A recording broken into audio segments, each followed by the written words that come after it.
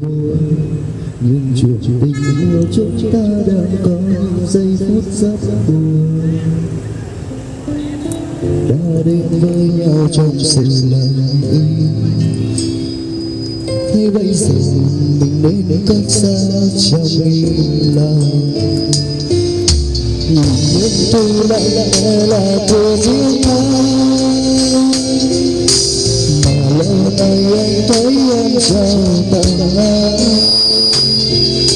Người hãy nói tất cả là tại anh sai đi, để khi xa rồi không thấy đau trong lòng.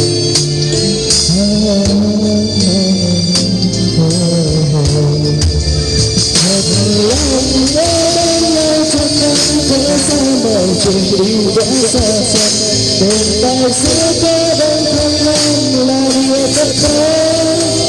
Dầu trong đã tiếng anh luôn quá lâu nên giờ cho anh tôi đây, em đã không còn anh bên cạnh rồi sao. Ngày qua anh yêu thương bên em chẳng bao giờ ngừng thức anh, nhìn giây phút em quay lưng đi sự buồn lắm. Rồi say bắn em ngay trong mưa gió đi lời nào trong lúc em vô đi, đừng lo anh sẽ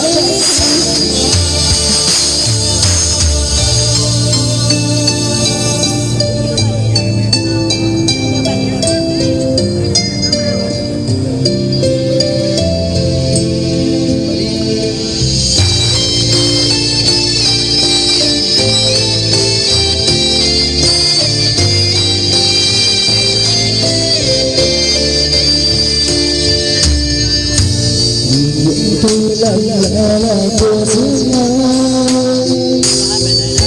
mà bao lâu nay người hãy nói tất cả là tại anh sai đi, để khi xa rồi không thấy đau trong lòng.